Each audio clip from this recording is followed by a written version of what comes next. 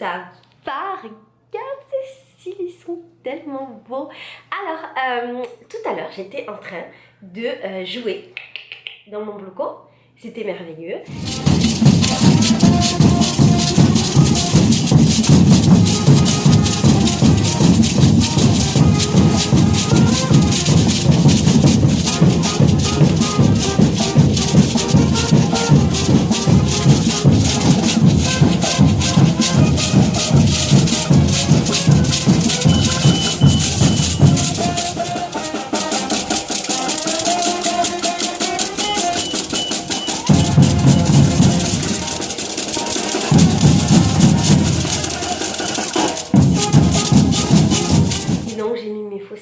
De bientôt le carnaval, c'est pas non bientôt mais on commence à, tu sais qu'on répète depuis mai, donc blablabla, mes fossiles, mes trucs, nanana, et je suis rentrée à la maison, je me suis dit, oh, je vais en profiter pour faire des vidéos, j'aime bien faire des vidéos un peu sérieuses, avec genre un truc de carnaval. Bon, donc j'ai pris mes boîtes là que tu connais, et je vais prendre une boîte au hasard, tirer une carte au hasard, et on va la lire ensemble, découvrir ce qu'elle dit, et voir ce qu'on en pense, ok? Donc, j'y vais. Cette boîte. Ah, les accords Toltec, j'aime bien. Maintenant, je vais tirer une carte au hasard. Cette carte que tu vois avant moi. Bon, je te l'ai dit. Il y a marqué « Je renonce toujours à me voir triste. Dès que j'accepte la réalité sans espérer la transformer, je suis en accord avec ce qui y est. » Je la relis. « Je renonce toujours à me voir triste. Dès que j'accepte la réalité sans espérer la transformer, je suis en accord avec ce qui est. » Alors, à quoi ça me fait penser? Ah oui, si tu connais pas ce type de vidéo, parce qu'on se connaît pas toi et moi, en fait j'ai plein de boîtes comme ça avec des cartes qui ont des messages.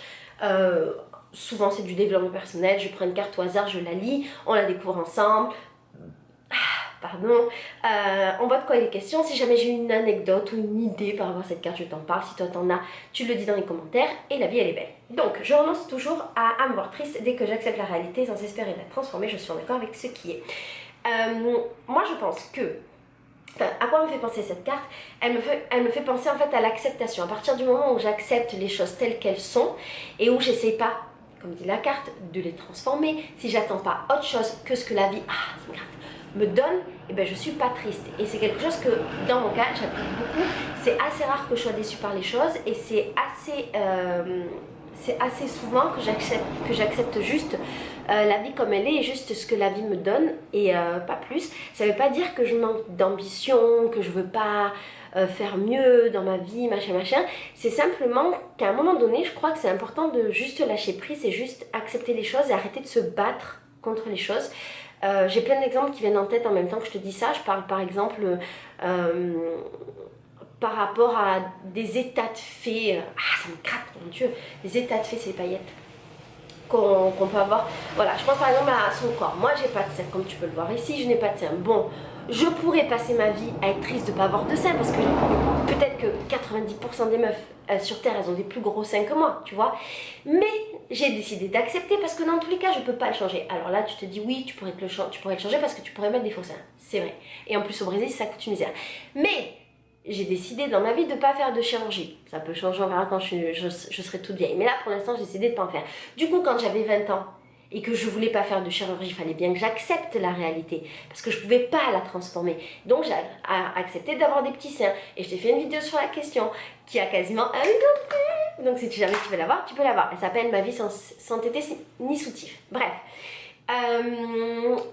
Dans la vie, on peut accepter d'autres situations. Par exemple, à un moment donné, il y a des trucs qui se passent là et bam, c'est la merde. Ok, bon, c'est soit tu te bats contre du vent pour changer une situation que tu ne peux pas changer, soit tu décides juste de l'accepter, laisser couler et passer à autre chose. Et bien moi, je crois que ça, c'est une bonne attitude la plupart du temps parce qu'en fait, ça permet de se libérer, d'arrêter, comme je disais, de se battre contre du vent, de ne pas dépenser d'énergie. Et je crois que souvent la vie est bien faite et que les épreuves de vie qu'on peut avoir, elles arrivent parce qu'elles ont un enseignement à nous donner, même si parfois c'est très difficile de trouver lequel et sur le moment on s'en rend pas bien compte. Mais les choses n'arrivent pas vraiment par hasard.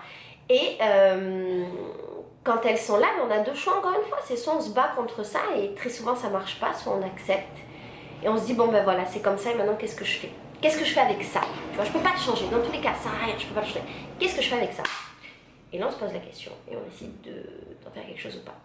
Ce que je vais faire moi, c'est que je vais changer la situation actuelle, à savoir que ma fenêtre est grande ouverte et donc qu'est-ce qui se passe? Il y a du bruit. Je vais donc changer cette situation actuelle qui est changeable et ne pas l'accepter, ok? Voilà. Et là, toi et moi, on va être vachement plus heureux. Alors, je renonce toujours à me voir triste. Mais du coup, tu vois, moi, je suis plus dans la deuxième partie de la question que je renonce toujours à me voir triste. En fait, je renonce toujours à me voir triste. On a le droit d'être triste, c'est pas grave d'être triste. Pourquoi je renonce toujours? Dès que j'accepte la réalité sans espérer la transformer, je suis en accord avec ce qui est. Bon, ben voilà, à partir du moment où tu acceptes les choses sans vouloir les changer parce que tu as compris que tu n'avais pas le pouvoir sur tout, souvent on veut maîtriser absolument tout, on n'a pas le pouvoir sur tout. Et bien là, déjà, c'est plus facile de vivre et de faire son chemin. Voilà, dis-moi ce que tu en penses, d'accord? Je la relis une dernière fois, je l'aurais lu au moins 10 fois. Dès que j'accepte la réalité sans espérer de la transformer, je suis en accord avec ce qui est. Voilà, bon, je te fais des bisous. Ciao. Non. En fait, elle est trop courte cette vidéo. J'avais pas grand chose à dire sur cette carte. On va en piocher une autre, tu veux bien? On va en piocher une autre, d'une autre boîte. Et je te laisse pas comme ça sur une vidéo de 4 minutes et quelques où j'ai parlé de la même chose pendant 3 minutes, c'est hors de question. Alors, cette boîte-là s'appelle Pour apprendre à lâcher prise. Et je vais tirer une carte au hasard. Cette carte, elle dit il y a beaucoup de trucs à lire, on va pas rester 5 minutes. Alors, je découvre que mes désirs ne sont pas toujours spontanés. Nous nous leurrons quand nous sommes à la recherche de la sécurité absolue, de la réussite idéale. Ah, ça va avec la carte d'après, de tout à l'heure. Ce ne sont pas là de vrais désirs, dictés par notre nature profonde, mais l'expression d'un besoin d'être rassuré face à la peur de vivre. En pleine conscience, c'est déjà faire un peu plus grande place à l'émergence de nos vrais désirs. Je découvre que mes désirs ne sont pas tous spontanés. Attends, je comprends pas tout à l'heure. Ah, c'est pas en pleine conscience, c'est en prendre conscience, c'est déjà faire une plus grande place à l'émergence de nos vrais désirs. Ok, ce qu'elle veut dire la carte, si j'ai bien compris, c'est que on a plein de désirs. Souvent, on pense que c'est des désirs, comme c'est des désirs spontanés. Ah, j'ai envie de ça, j'ai besoin de ça, je voudrais être ça, je voudrais faire ça, nanana. On pense que ce sont des vrais désirs, mais en fait non, parce que très souvent, ils sont dictés par la peur, par la recherche de la sécurité ou de la réussite idéale. Et qu'à partir du moment où on a conscience de ça, que certains de nos désirs ne sont pas des vrais désirs, et ben on laisse la place pour des vrais désirs qui viennent de notre nature profonde. Oui, je suis plutôt d'accord. En même temps, je ne vais pas être d'accord avec une carte comme ça, elles sont tellement bien ces cartes. Je suis plutôt d'accord, je pense au... alors, moi je pense pas exactement comme la... Je vais pas donner un exemple qui va bien avec la carte peut-être, mais je pense à tous les désirs matériels qu'on peut avoir, tous les désirs, comme ils disent dans la carte, les désirs spontanés de maintenant, qui effectivement ne sont pas souvent des vrais désirs profonds et que souvent on comble, et une fois qu'on les a comblés, ben on se rend compte qu'en fait on s'en fout un petit peu. Je pense aux besoins, aux désirs matériels, par exemple, là j'ai absolument besoin d'une télé ou de cette robe, et puis pour être plus heureuse dans ma vie, il me faut cette paire de chaussures, et une fois qu'on va l'acheter, ben en fait on va se rendre compte qu'on n'est pas plus heureux et qu'on a comblé un désir éphémère par un bonheur éphémère et pas du tout profond, et que du coup on va avoir un autre désir qui va arriver. Je pense à quand on était jeune et que par exemple, je sais pas, on voulait sortir avec quelqu'un, on était obsédé par cette personne. Moi j'étais ce genre de meuf, obsédée, et dès qu'on avait cette personne, ben, le désir partait parce qu'on l'avait eu, et là on se rendait compte que c'était pas un vrai désir, c'est juste que comme on n'arrivait pas à avoir la personne, on la voulait. Je pense que en tout cas cette carte me fait penser à ce genre de choses, et au fait que effectivement souvent on a comme ça des envies qui arrivent d'un coup et qui masquent des peurs. Alors eux ils parlent plus de recherche de sécurité absolue et de réussite. Voilà, besoin d'être rassuré face à la peur de vivre.